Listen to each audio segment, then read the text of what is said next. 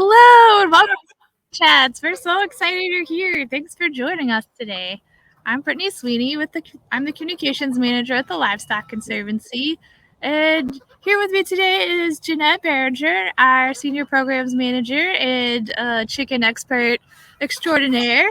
Unfortunately, we had some scheduling issues with Michael, so he's not joining us today. But we're still going to talk about Schmaltz. It's going to be delicious. My stomach is already rumbling. I can't wait. Jeannette has prepared some, and so she's excited to talk about her culinary adventure.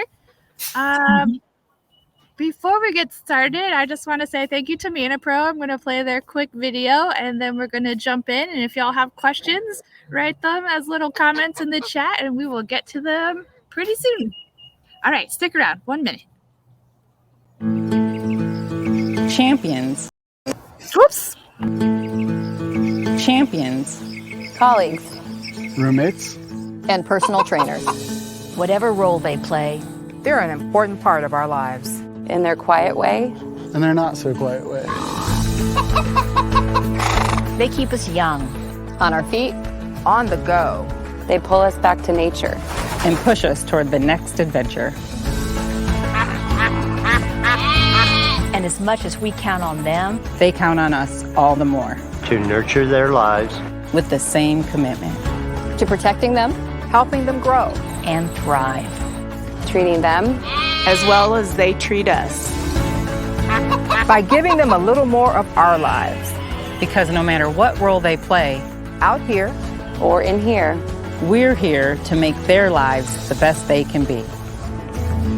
ManaPro, nurturing life. All right. Big thank you to ManaPro for sponsoring Chicken Chat today. We appreciate you. And thank you for promoting heritage breeds in your video. Thank you for that. You might have seen Cynthia Capers, our wonderful guest from a couple weeks ago. And yeah, we're sorry Michael couldn't be here today, but Jeannette, let's still talk Schmaltz. Well, I would love to. This is something that, is near and dear to me, is trying to use every part of the animal. If you're going to respect an animal, and eat what you grow, you want to use everything possible, let nothing go to waste. And one area that I've been experimenting with lately is, the different fats. Like with beef, you've got the beef suet, goose fat and duck fat. And one thing I haven't explored a lot of is chicken fat. And a lot of folks either have forgotten or didn't know about the traditional cooking traditions, especially in Jewish culture, is cooking with Schmaltz. And I've been accused of enjoying saying that word too much. It is fun to say. But it is a good word, Schmaltz, to say.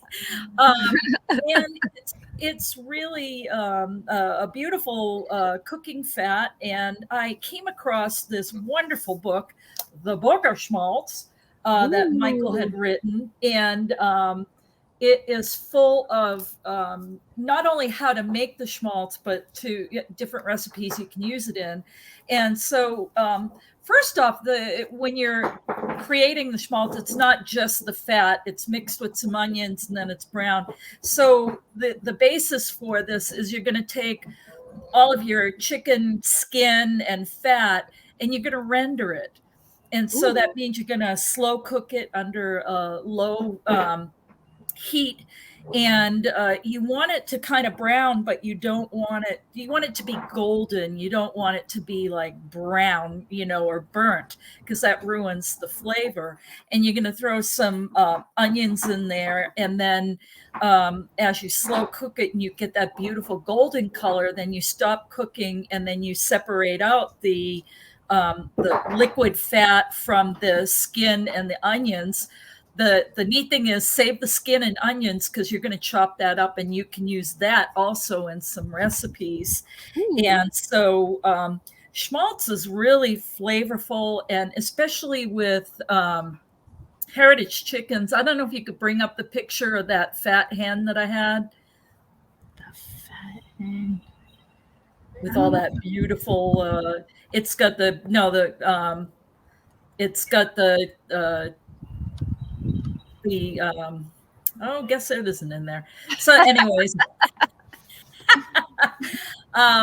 with heritage chickens, especially ones that are outside, if you butchered your own chickens, you know that the fat is golden and it's just beautiful. And especially with spent hens, I thought I'd uploaded a picture of the one of my crev cores, but they were just loaded with fat, and that's a perfect opportunity to make this stuff. And so you can put the start of the schmaltz in. Yeah. Yeah, so here's some rendered fat that, I had some fat that I was accumulating and freezing, and until I had enough to make a batch of this stuff. And so this is what it kind of looks like to start. And then if you could switch to the brown version. So that's when it's just finished. So it's in a crock pot and it's been cooking for a while on low heat, and it just gets this beautiful golden color. And then you separate it out, and if you've got one of those cups that you use for making gravy, and you could separate out the oil and the juices, you can very easily separate out the rendered fat. Or what I like to do is throw it in the refrigerator after it's cooled so that the fat hardens, and that's a heck of a lot easier to separate out. And so, there's you can use that fat in just about any kind of cooking technique. You could separate it out for vegetable oil. You could cook potatoes in it. You can do all kinds of things. There's the separated fat. It's really nice. And beautiful stuff. We love it. Yeah. So my schmaltz adventure involved a traditional product called a knish, and it's kind of this pastry that you put the schmaltz into the pastry dough to make the dough, and then you also mix it with some potatoes, and then you put all those little pieces of the skin and the onions mixed in with the potatoes, and you make these little puff pastries that are just simply wonderful. So you've got the schmaltz involved with the pastry dough as well as the interior, and you can see it turns this beautiful golden brown. And this is something like right out of a deli in New York City. It's super hearty, wonderful. And the thing is, you can do all kinds of fillings. I ended up doing a potato filling, which was the easiest thing. And once I figured out I could actually make these things, now we're getting a little bit creative and, maybe putting different kind of meats in it or what have you.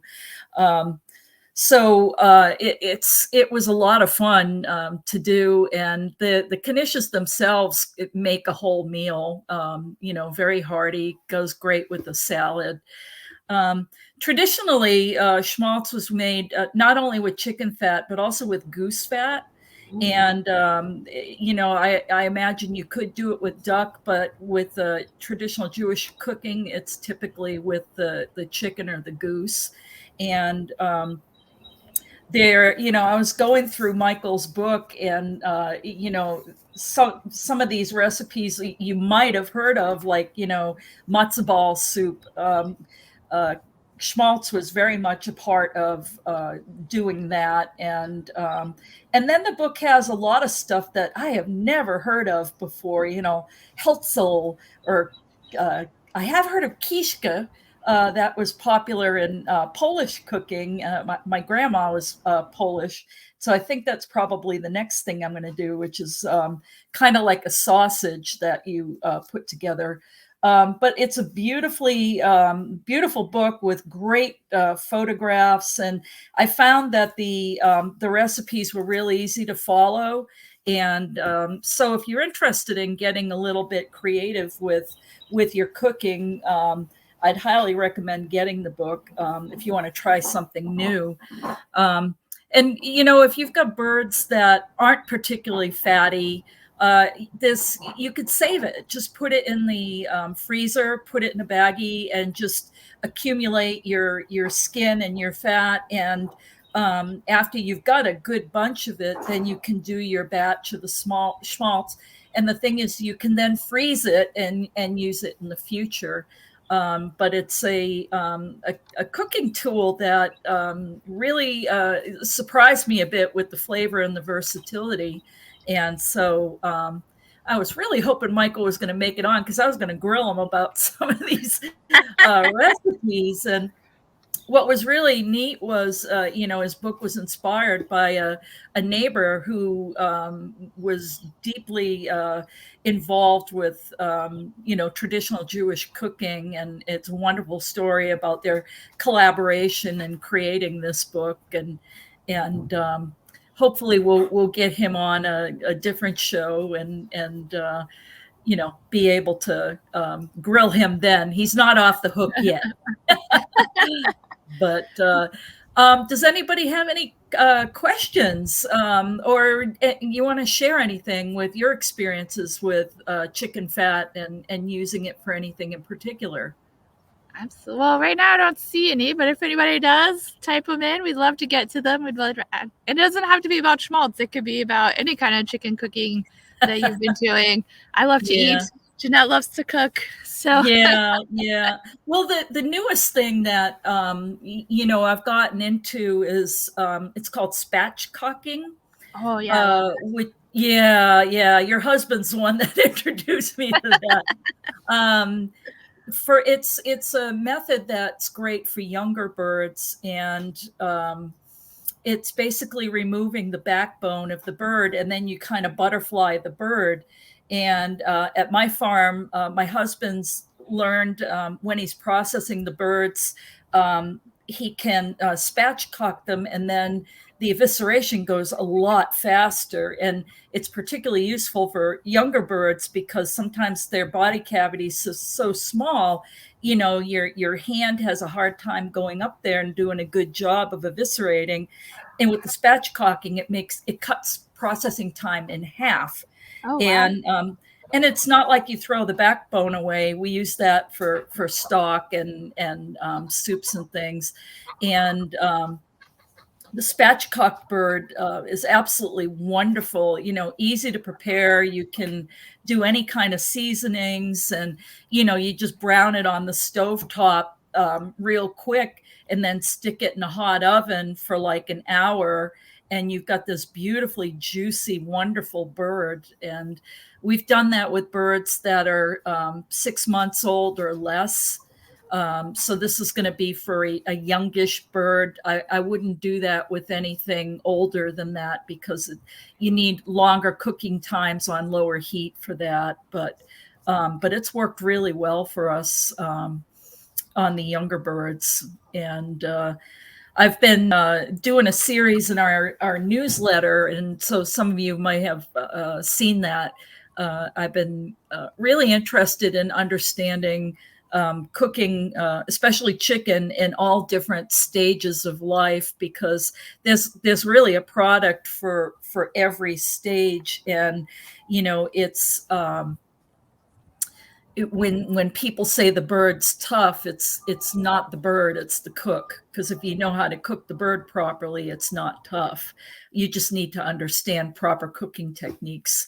And so I've just had a blast with cooking chicken and exploring different ways to do things. And one of my basics beyond something like the rendering the fat is, what to do with the bones and creating a good stock with my birds. I stockpile bones until I've got enough for a big stock pot, and then create a nice stock. What I find really fascinating is, I don't know if you've been in the supermarket aisles lately, but have you noticed bone broth has started showing up on the supermarket shelves? Yeah, it's a big thing these days.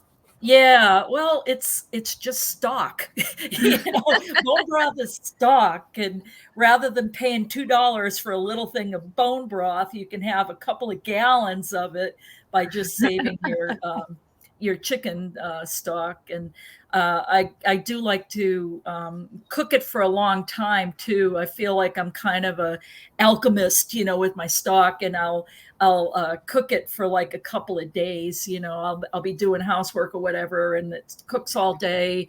I'll let it rest and then cook it again. And the key's really to cook it until all the bones have separated, and everything's nothing's in one piece anymore. And I was talking with a chef friend of mine that was convinced that you can't have thick stock or gelatinous stock with chicken. And I sent her a picture of my stock with a spoon standing in the middle of it. And I'm like, oh yeah. Yes, you can. Yeah, it's a matter of, cooking it long enough so that you're getting all of that gelatin. And the other thing is having mature birds. You're not going to get that kind of stock from a bird that's had 12 weeks or 8 weeks of life. It's just, you're not going to get that kind of stock from a commercial chicken. But heritage birds, it's the way chicken used to be. And it's really been neat to try and rediscover the cooking techniques that went along with the birds back in the day. And I must not be cooking my broth long enough, because I can't get mine to stand up. Yeah. And that's when, after it cools off, not on the stove. Yeah. When it cools off and I put it in the refrigerator, when I pull it out, I can stand a spoon in it. It's crazy. But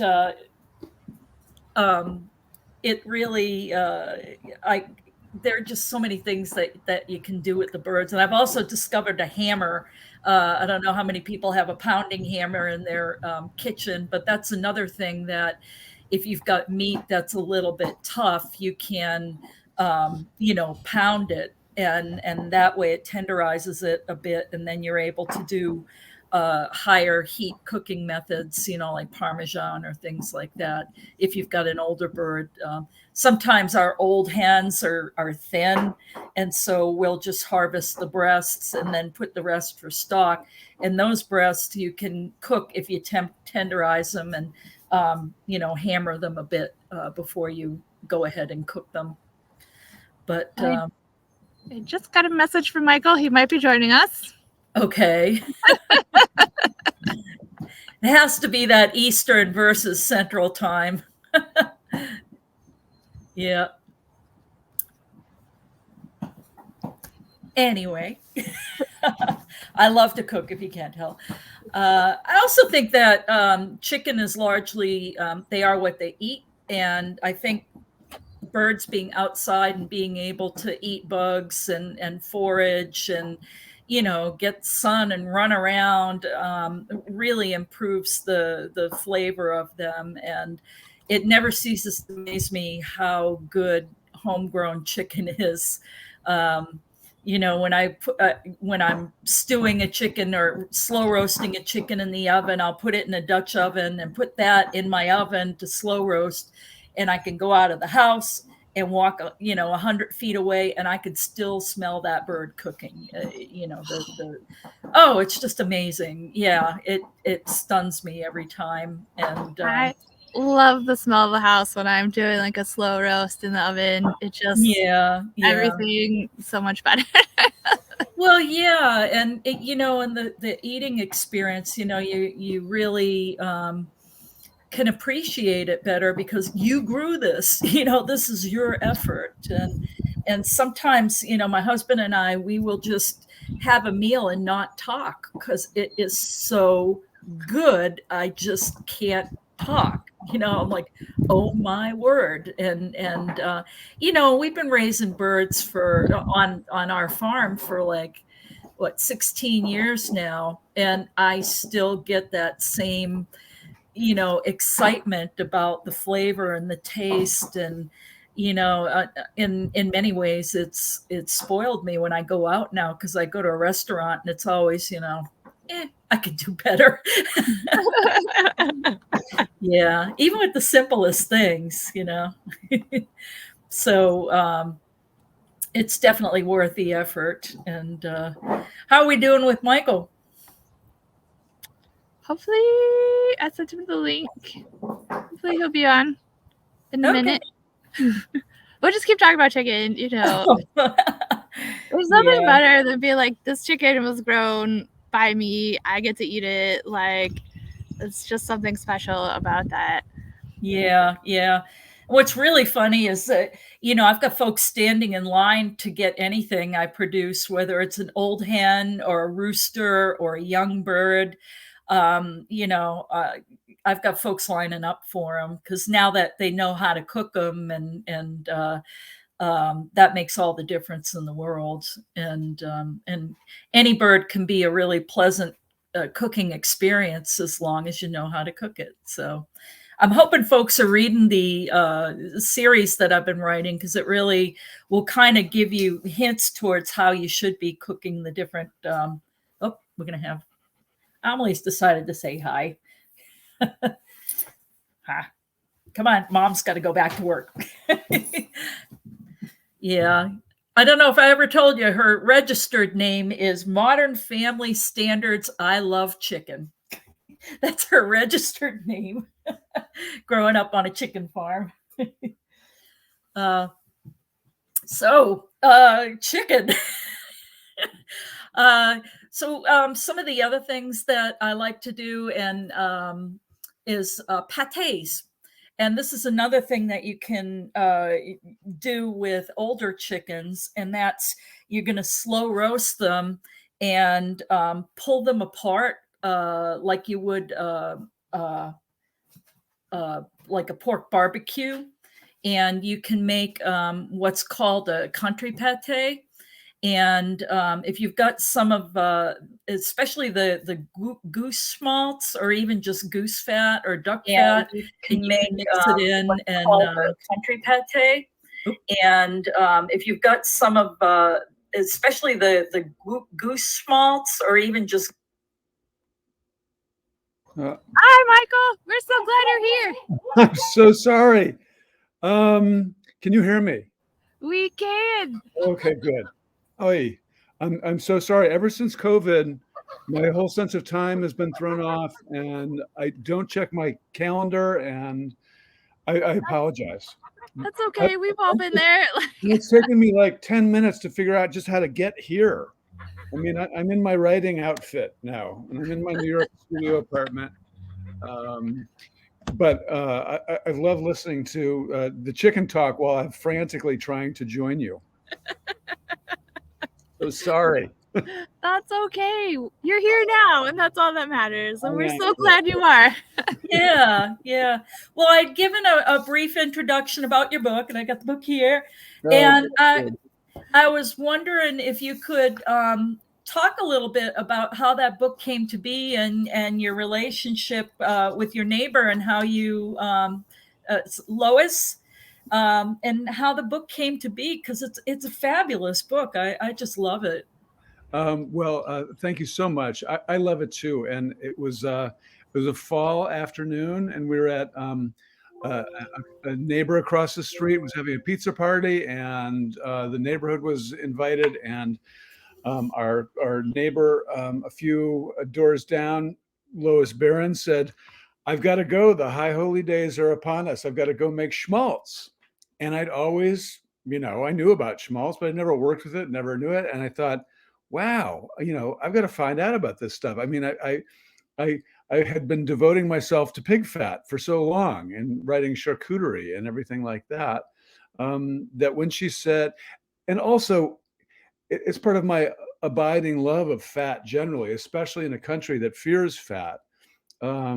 Fat is important. Fat is good. And I didn't know how to work with this essential chicken fat. And it is so unbelievably fantastic. I just wish the whole world knew about it and made more of it and used it. because you can convince somebody that chopped liver is fabulous as long as you make it with schmaltz. Schmaltz transforms chicken livers. It transforms so many things. It's just a great fat that so often we throw away. So I thought, God, let's explore schmaltz. And it was also early in the sort of digital iPhone, iPad revolution that I thought we can do this ourselves. I can make this book myself. So I self-published this book to iBooks. My then wife Donna photographed it. I wrote it. I paid a copy editor to copy edit it, and we published it to, I think it was iBooks or something like that. And then Little Brown bought it and brought it out in hardcover. Well, it's great. I've certainly been, talking about it quite a bit because, I'm an explorer when it comes to cooking, and I love, finding new ways to cook things. And I had mentioned earlier that, we go to the trouble of raising these animals. And I think a sign of greatest respect for those animals is to make sure nothing goes to waste. And so, I love that this is another product that we can get out of it and enjoy. And I was saying that, for chicken fat in particular, you might not be able to get enough fat from one bird to do a batch. And I've told folks that, we've kind of stockpiled stuff in the freezer until we have enough to be able to do a batch. And I had shared with them, I shared the pictures with you of my first endeavors, which were the knishes. And I had so much fun doing it. I have to admit, I cheated a little and had my husband roll the dough because he's an ex-pastry chef. So I'm like, honey, I really need the dough even. So can you do it? And he was gracious enough to do that for me. Totally acceptable. Yeah. But can you tell me, what is some of your favorite recipes? Because, when I read this book, it seemed like they were all your favorites. Well, I was always, I was constantly or continuously surprised by how delicious Schmaltz made everything. So again, I mentioned the chicken livers because that was the most dramatic thing for me. I mean, I've had chicken livers before, and some have been good and some have been not so good, but these were exquisite. I mean, absolutely exquisite. And we don't think of chicken liver as, chopped liver as being exquisite, but in fact, it is. It's nutritious and delicious and easy, and it uses some of the, it uses offals. Parts of the chicken are often thrown away. I think it's important that you use good chicken livers, such as, there's a difference between the deli cup filled with chicken livers from Purdue Chickens in the grocery store. Yeah. I would always buy from the chicken livers from the farmer's market from the people who grew the chickens. Mm-hmm. So I think that's important as well. I think it is too. We were saying earlier that the chickens are what they eat. And if they're out and about and running around and eating bugs and I laugh every time I see a commercial and our birds are fed a whole vegetarian diet. I'm like, chickens are not vegetarians. I don't know why you think that's important. They will eat chicken. Oh yeah. They'd eat my poodle if he wandered in there. They're not vegetarians and the flavor profiles of birds that have been raised outside, and even if they're not on pasture, there's still a big difference about birds that are able to have foraging opportunities and sunshine and fresh air. I'm a firm believer. So with the book, I was looking at this recipe that I've been tempted to do, and that's quiche. And my grandmother was Polish, and I know that each country has different versions of quiche. But tell me a little bit about that, because that brings back some childhood memories for me, and I'm a little intimidated to try it. But please tell me it's not as hard as it looks. Why are you afraid to try it? Oh, it looks like it could be a little more complicated to work on, but is it it just seems to be a little more involved than some of the others. So tell me why I should try it. I've never tried this particular type of quiche. I've only had Polish quiche, which is more got a lot more liver in it. Uh-huh. Does this have buckwheat groats in it? Yes, I believe so. Then I can't tell you why you should make it, because buckwheat groats I've come to think of as among the worst foods on the planet. Okay. It's terrible. I mean, even Lois said, every time I make buckwheat groats, my husband Russell leaves the house. Okay. I did it because it was classic, and there are people who do like it. But buckwheat groats are nasty. I'm sorry. Yeah. That's so it's not like the Polish quiche that I knew. There's nothing like buckwheat groats. Yeah. And there shouldn't be buckwheat groats, I think. Well, maybe I'm not going to try that recipe then. I actually, unless you already love it and you want to find out how to make it well, this is how Lois does it, and how I did my best to make it a classic, a classic kishka. Well, it's like, a lot of cultural traditions, some of them just don't translate well, to American tastes. Like I was in my latest article that I wrote, we were talking about cooking ducks and balut. And balut's just something that, not hard line for me. I'm not gonna eat a fertilized duck egg. I don't know what that is. What's balut? It's a duck egg that's been fertilized for 17 to 18 days. And really? That's like a hard line for me. But in the Philippines, it's one of their national dishes. It's like street food, and so. Well, there were often. Lois talked about that when she was a child. Her mother would go and they'd go to the kosher butcher and get a chicken. Often it had fertilized eggs in its in its tract, and those were delicacies, and those were great. I've never been lucky to have one. Yeah, I did not know that. So you never find that in processing chickens. You never come across developing embryos. Yeah, well, I've had fertilized eggs when we're processing our older hens. We'll have that, but we discard the eggs again. They're delicacies. They should go right in the soup. I've never been lucky enough to find them, but you should give it a roll sometime. Yeah.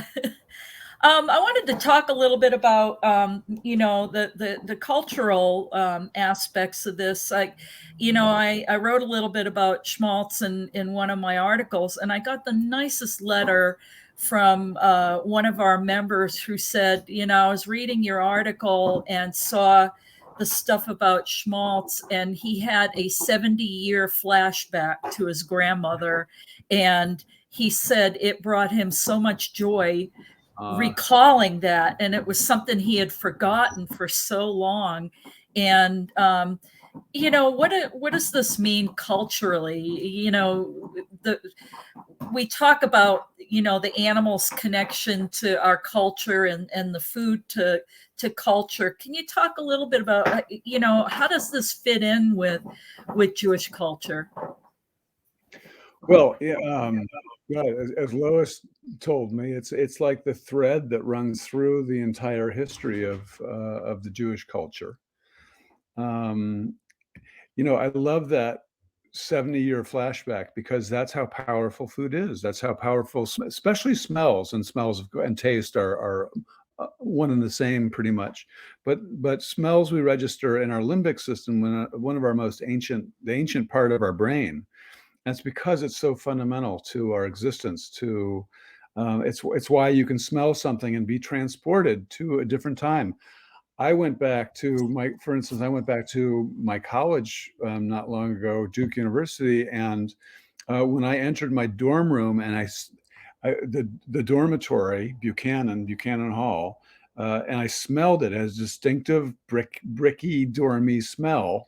I was immediately transported back to my 18-year-old self. Smells are powerful, and they're powerful for a reason. And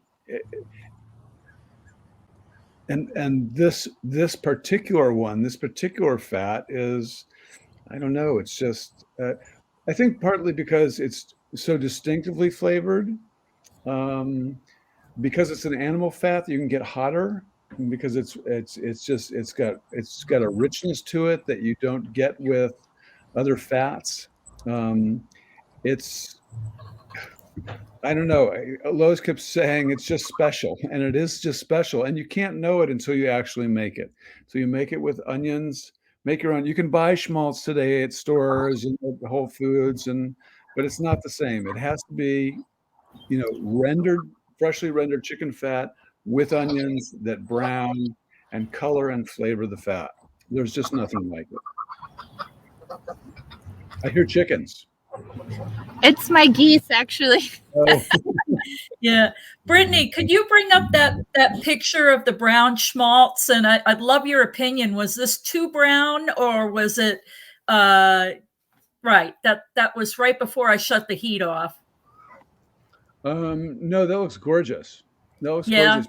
But you're right, it can get too brown. It can get too dark. It can get too okay. But that looks I just wanted to make sure I was on the right track. You are, and you know it by the flavor. Yeah. Well, it just permeated everything. And what would you say would be the best beginner's recipe for folks if they wanted to try and make a batch? What would be the easiest thing for them to try in their first endeavor with Schmaltz?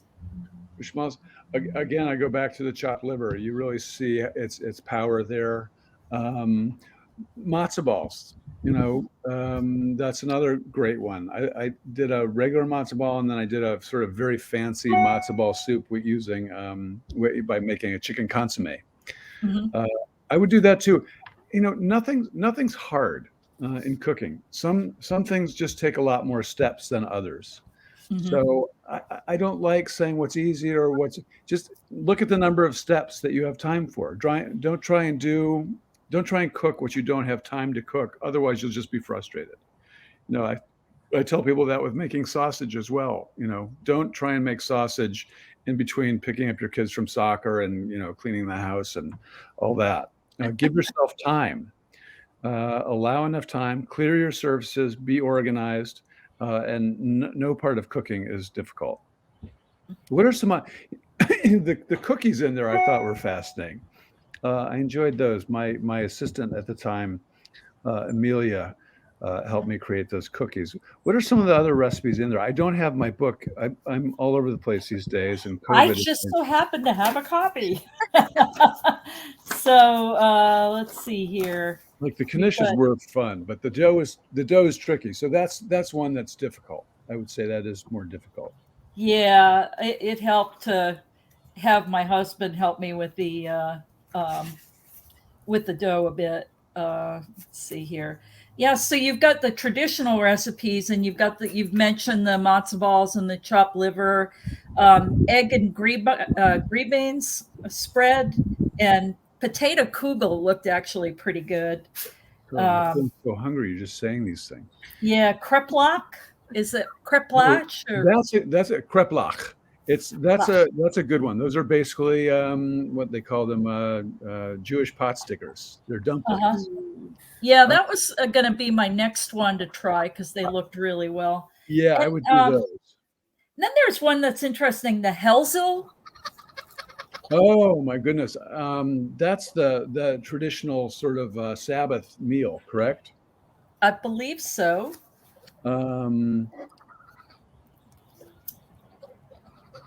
Yeah, it's like involving a whole chicken, and it's quite interesting looking. It's you can see the Helzel.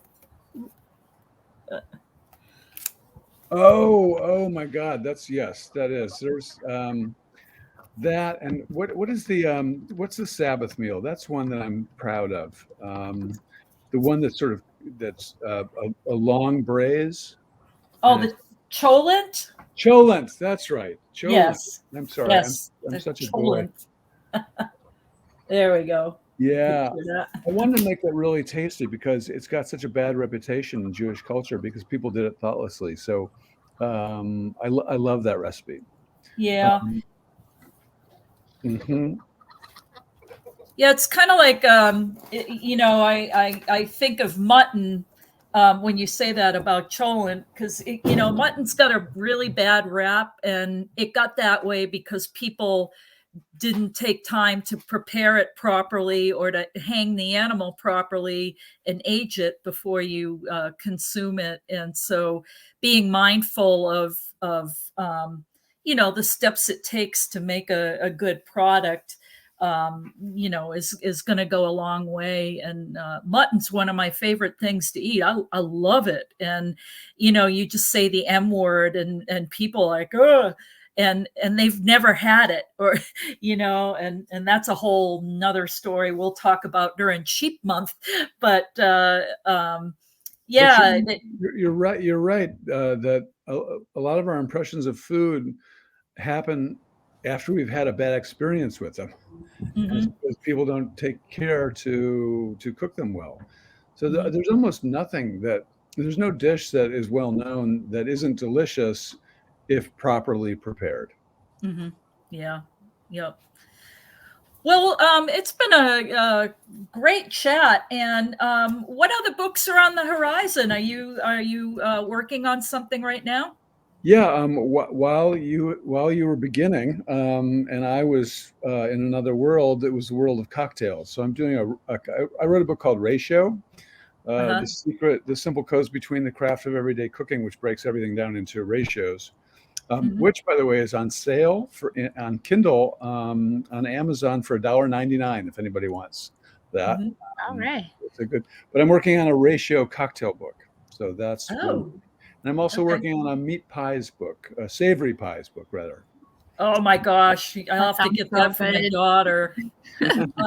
That's an art too. Meat pies, like when we went to London a few years ago, she wanted a meat pie something bad because she wanted an authentic meat pie, and she's like, "This is the best thing I ever ate." And I've not attempted to do it at home because I guess I'm intimidated now.